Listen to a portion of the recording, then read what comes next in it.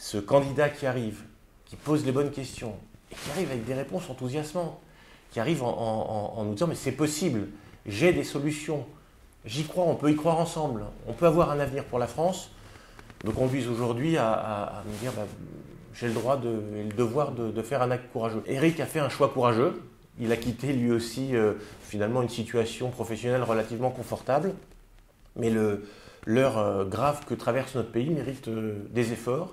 Et c'est cet effort que je fais aujourd'hui en quittant ces fonctions de président de groupe et en rejoignant la campagne d'Éric Zemmour.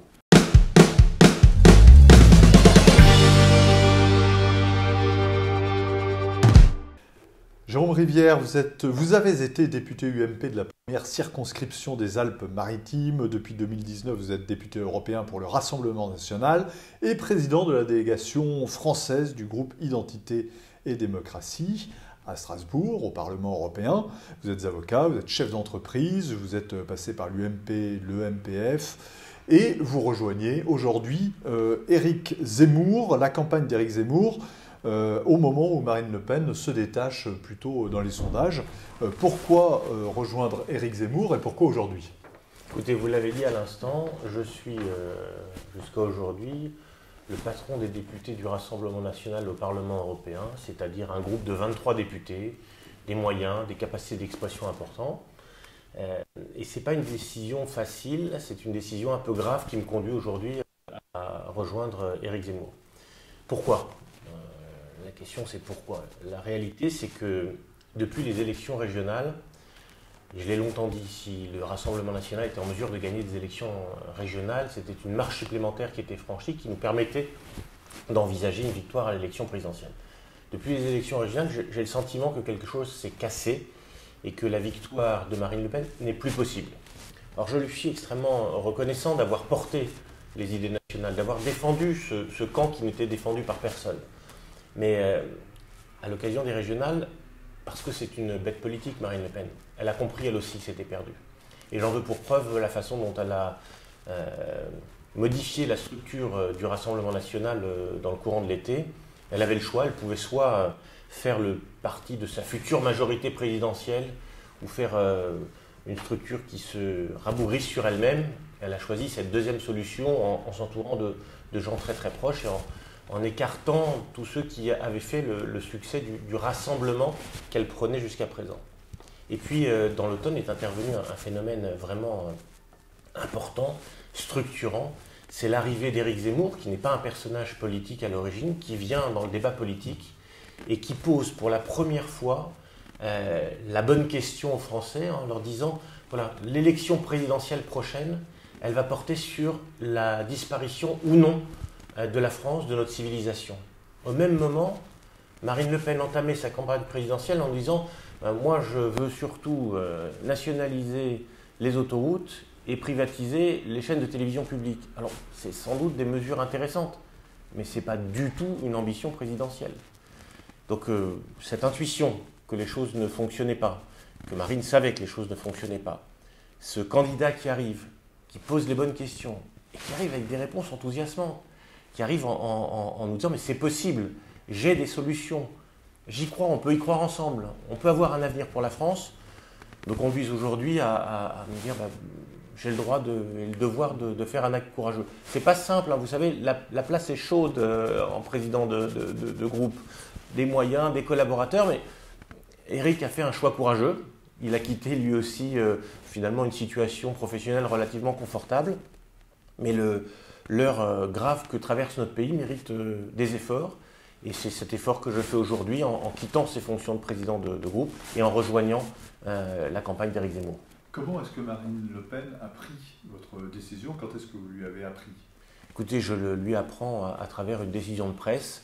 Un homme politique, c'est avant tout un homme libre et qui fait des choix devant ses concitoyens et devant les électeurs. Donc ce n'est pas un choix d'arrière-salle, ce n'est pas un choix d'arrière-boutique, c'est une décision longuement réfléchie, encore une fois, pas facile à prendre, parce que j'ai beaucoup d'amis au Rassemblement national, que je sais que pendant longtemps, c'était le seul parti qui défendait ces idées nationales, mais l'équation a changé, le danger est trop grave, et on a une solution devant nous. Donc c'est vraiment un moment où on prend conscience qu'il est nécessaire d'aller se joindre à un combat qui est le combat qui nous permettra de gagner, ou de faire gagner nos idées. Jérôme Rivière, allez-vous quitter votre siège à Strasbourg? Siège de parlementaire? De parlementaire. Ah non, j'ai été élu par des Français pour un mandat de 5 ans, et donc je serai parlementaire européen jusqu'en juin 2024. Donc vous serez le premier parlementaire européen zémouriste. Le premier parlementaire européen de reconquête. De reconquête. Bien. Pourquoi rejoindre Zemmour à ce moment-là de la campagne? On est à moins de 100 jours de l'élection présidentielle, c'est tardif. Pourquoi est-ce que vous ne l'avez pas fait avant ce pas, ce grand pas? Je ne pense pas que ce soit tardif. L'élection présidentielle, le combat véritablement commence en ce début d'année. On a en plus un élément important qui est la présidence française de l'Union européenne, c'est-à-dire que Emmanuel Macron préside l'Union européenne, donc c'est vraiment essentiel. Voilà. Et par ailleurs, encore une fois, parce que je ne suis pas un ingrat, j'ai vu que Marine Le Pen, pendant un moment, pouvait se poser des questions et je voulais être certain que je ne me trompais pas de diagnostic. Je suis désormais absolument certain qu'elle n'est pas en capacité de gagner, de rassembler. Et je vois, à travers les différentes prises de position d'Éric Zemmour, qu'au contraire, il est le seul capable de réaliser ce que lui appelle l'union des droites et que je préfère, moi, baptiser de l'union des conservateurs et des populistes. Et c'est ça dont on a besoin. Le Rassemblement national, juste ou pas juste, aujourd'hui, sa candidate ne pourra pas rassembler, n'est pas en situation de rassembler les électeurs LR qui seraient déçus, et à juste titre d'ailleurs de Valérie Pécresse. Et la même chose, Valérie Pécresse ne nous convaincra jamais, nous qui venons du Rassemblement national, qu'elle est sincère dans ses prises de position. C'est Éric, par ce positionnement, qui vient de briser justement ce cordon sanitaire qui existait autour des populistes et qui réveille les conservateurs en leur disant « Attendez, arrêtez là vos histoires, on ne se paye pas de mots, on doit aussi avoir un projet, une action ». Il porte ce rassemblement. Quelles seront vos fonctions auprès d'Éric Zemmour pendant la campagne et peut-être après? Écoutez, je rejoins Éric Zemmour en tant que vice-président de son parti Reconquête et je serai son porte-parole à l'occasion de cette élection présidentielle. Quelles sont les grandes différences, à votre avis, vous allez donc défendre son programme, entre le programme d'Éric Zemmour, en dehors des grandes lignes dont vous venez de nous parler, et celui de Marine Le Pen? Est-ce qu'il y a vraiment des hiatus entre les deux? Oui, il y a des sujets de fond qui n'ont pas été encore terriblement abordés à l'occasion de cette campagne, mais qui sont les sujets de société.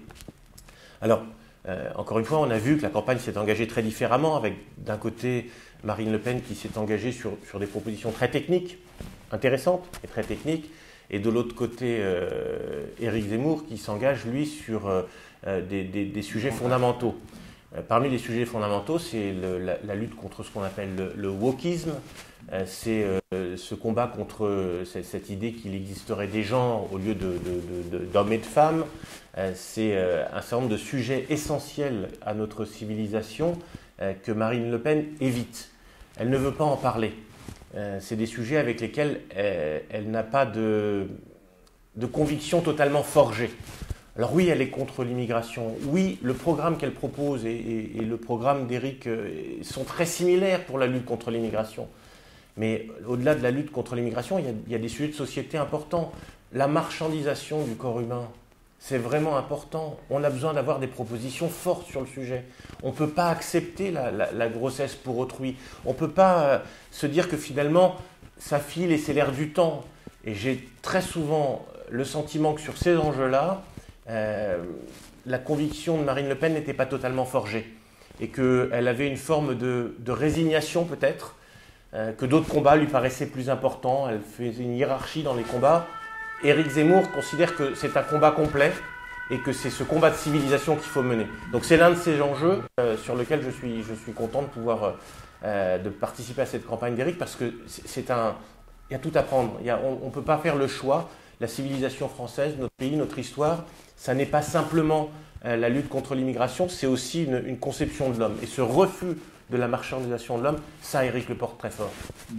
Alors, on est avant le premier tour, il y en aura un second, et entre les deux tours, est-ce que vous pensez que Éric Zemmour peut faire l'union des droites, qui sera indispensable pour gagner cette élection présidentielle, ou bien est-ce que, et s'il n'est pas au second tour, Éric Zemmour, est-ce que vous serez prêt à peut-être apporter vos suffrages à Marine Le Pen? Oui, que les choses soient très claires.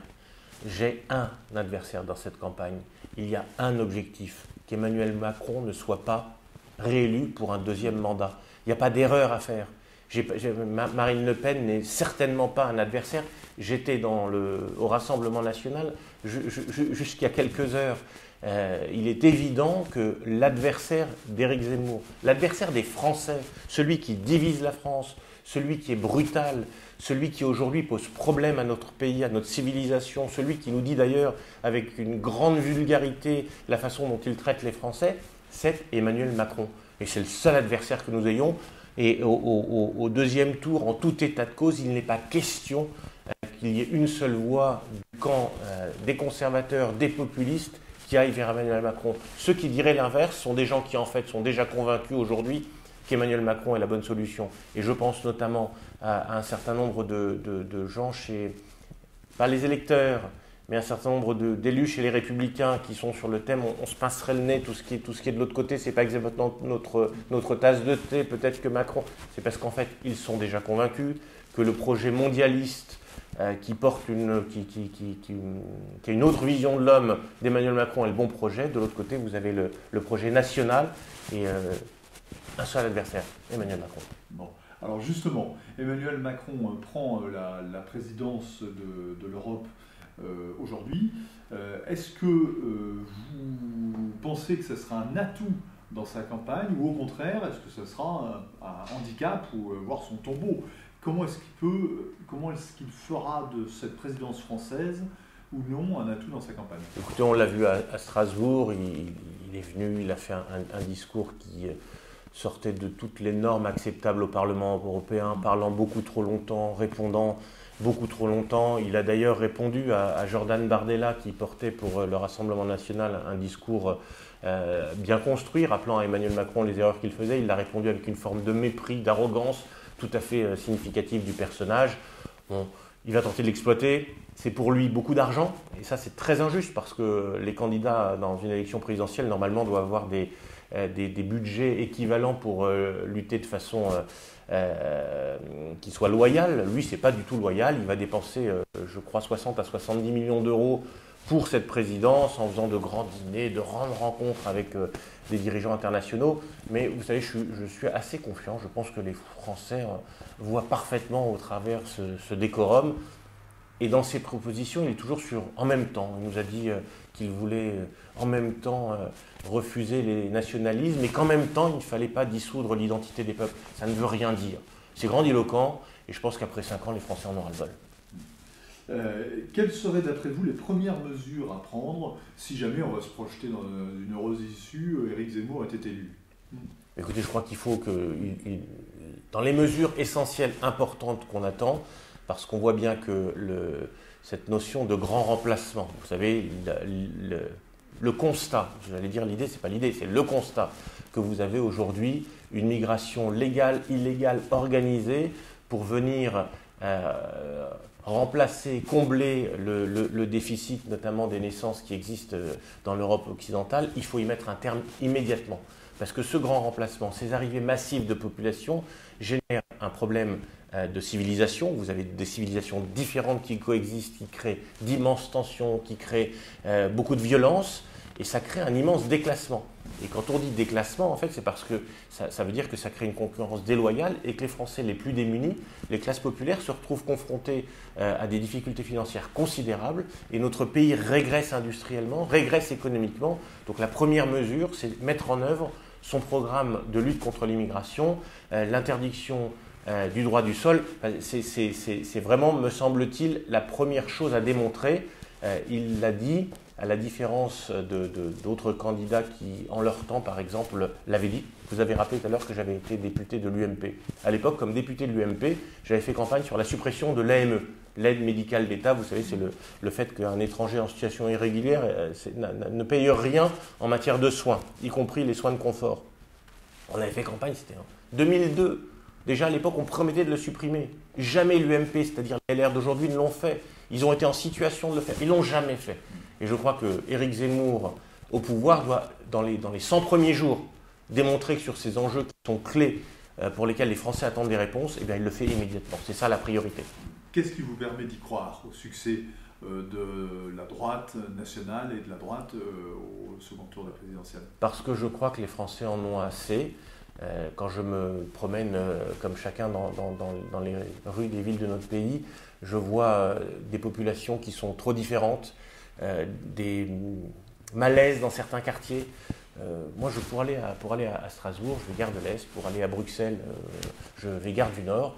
Et je vois bien, gare de l'Est et gare du Nord, que c'est une France très différente. Et que vous avez des populations qui sont ici pour des motifs qui, à mon avis, sont essentiellement des motifs économiques. Et que les Français, ils en ont marre. Ils ont envie de retrouver leur France. Vous savez, il y a quelque chose qui m'a fait aussi comprendre pourquoi Éric Zemmour était en situation de gagner. C'est lorsqu'il a fait son grand meeting à Villepinte, j'ai entendu ce cri « On est chez nous ». Vous savez, ce slogan, c'est le slogan des militants du Rassemblement national. Depuis 6 ans, dans tous les rassemblements où je vais, j'entends ce cri « On est chez nous ». Ce cri que les LR ne veulent pas entendre parce qu'ils le trouvent un peu vulgaire. Éric, il le revendique. Oui, on est chez nous, on a le droit de le dire, on a le droit de l'affirmer. Merci Jérôme Rivière. Merci.